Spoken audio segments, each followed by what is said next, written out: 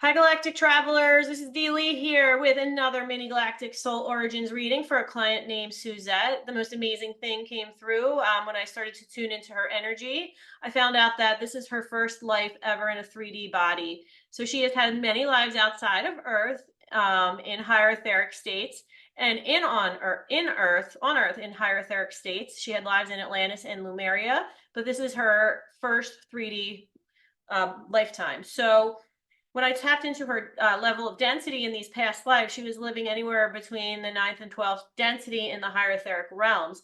And when I tuned into her chakras, I was able to kind of confirm a little bit of some of the experiences and of depression she's been having in this life. All her chakras were underactive. It was almost as if she's kind of shutting down this experience and needs to embody it more, for part of the soul mission that she came here to complete. So when I was tuning into her karma, it was interesting. A lot of times the karma I tap into for people is, they came to heal bloodline karma, or they came to heal Earth Collective or Galactic Collective karma, or past lives, individual past lives on Earth or in other places. But for her, it felt as though she had already healed everything prior to coming here. However, there was a little bit of karma left to heal around the fall of Atlantis when she was here.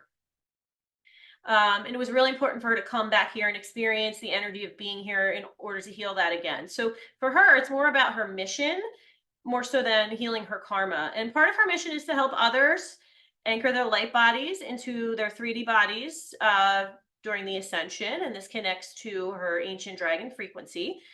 She's here to experience life in 3D and to learn this experience, to gain an experience of oneness once again while being here in human form. Since she's so used to having that feeling out in the spiritual realms, now her job is to feel it now in her human body.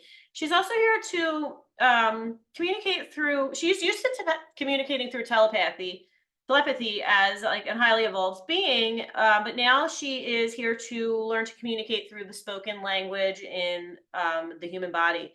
And she mentions that language has been a challenge for her in her younger years. She had a communication delay. So she's here to learn to speak through language like we know it. Part of her mission is also the evolution of consciousness on Earth, but it's kind of in a detached way for her. Like, she is helping others just by being here. She's not exactly actively participating in any like spiritual healing modalities, or teaching others, and helping others heal that way. She's kind of just has her presence about her that is helping others feel some of that light that she has in her soul. She's also here to rebalance some masculine and feminine energies from the fall of Atlantis. So when I tapped into her soul origin, I was getting a parallel origin between Andromeda and Draco. Her Pluto is connected to Andromeda, and I was tapping into a high frequency elemental plant energy, kind of like when we think of how plants are all connected to each other and they communicate with each other through ways that we're not even aware of yet fully. Kind of how plants can communicate through their roots via underground fungal networks, and they can help heal plants or trees in danger, or who are dying. A tree that is dying can be healed through this fungal network by receiving healing from other trees. So she was very connected to this, support system around her that was always communicating through the natural environment. So as part of this elemental plant energy, she was connected to the rhythms and cycles of the planet she came from. That was really easy for her to do.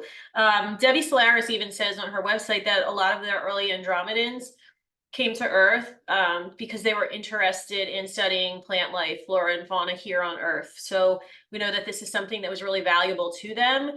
And when I told her this, she moved her camera over to her side wall where she had an entire wall of plants growing near a window. And she said she's always felt connected to plants. When she was a child, she could communicate with them. She always knew intuitively how to garden and keep plants alive.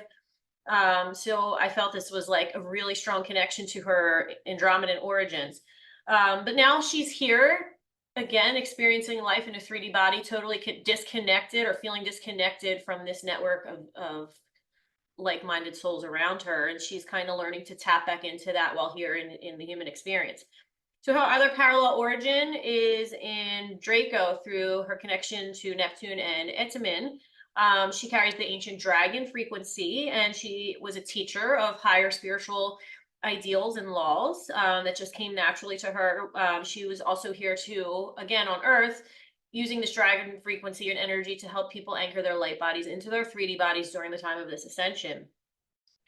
Her next step, we talk about Neptune, where she goes to Betelgeuse in the Orion constellation. We know Betelgeuse was not always a peaceful place, and she's part of the Council of Five, or a higher Council of Light in Orion at the time, during a bit of a falling out where, there was a bit of a disagreement between the spiritual elders, and I'm talking about a higher etheric form again, on how to handle what was happening in Orion on the ground with the Orion Empire, the resistance, and the innocent victims. In this particular case, what was the disagreement was around the victimhood consciousness of those who were the innocents. And her take on this was to allow it to play out, allow them to step into their own healing around the victimhood consciousness, while some of the other members wanted to send help and aid and, maybe overhelp too much, according to her. And she experiences this on Earth. She always says when she, sees someone stuck or hurt, she always has an instinct to try to let them figure it out for themselves first before stepping in and overhelping. Then we move on to her Uranus connection conjunct Antares. She was a higher etheric mantis being, and when I told her that she had this insectoid connection, she was like blown away, because she had a dream as a child, which she did not remember until her later years, almost like it was a suppressed memory. She was asleep, and she had a lot of memories of sleep paralysis, but she also experienced this like being, this huge etheric light body being that kind of took on the form of a mantis, and she's had a connection to praying mantises, like they'll land in her hair at the gas station, stuff like that. So she definitely confirms this connection. So we know that Antares is kind of a stopway for higher dimensional or higher etheric souls to come and meet. It is also known to be a portal to other dimensions, where people coming from other galaxies or universes could be passing through here. As an Antares starseed, she is able to be an anchor of divine frequency and consciousness just by being present and around other people, and actually just helps people ascend through being here. She then moves on to Saturn, which is kind of midway, if we're talking in linear terms, to her connection to Atlantis and Lemuria. So she came here as an Andromedan to Earth, and she experienced first her time in Lemuria, which she remembers as being peaceful, beautiful, feminine, connected to the land and the earth. And then she experiences, the time of Atlantis, where it was peaceful at first, but it changed. And she actually has memories of being in Atlantis. She knows she was in both places, but more connected to Atlantis and its destruction, where she actually remembers people escaping through the ocean, which I've heard about from other sources and other people's channeled memories. And then into a mountain, or up a mountain, through a mountain. She has actually had visions of this.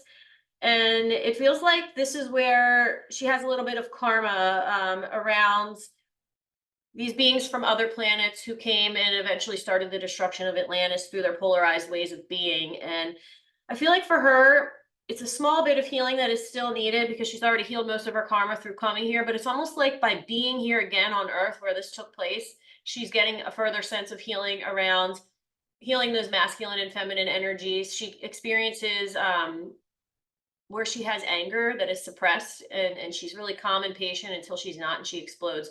So I feel like it's almost finding a healthy balance of expressing your anger, like when you need to create boundaries and people are stepping on your boundaries, and there's actually a healthy expression of anger. You should not judge your anger when you're using it appropriately. So she's kind of dealing with that and balancing that inner feminine flow, peace, connection, unity, harmony, with the need for that more Martian energy that could be considered aggressive. But sometimes maybe there's benefit to that, and you don't always have to judge that part of you or that anger of you so inside of you. So she's learning here. She's here to balance that out again in a 3D body, which feels really important for her to be here on Earth because that's where she experienced the fall of Atlantis. And next we go to her connection in Orion. So she is going back to Orion.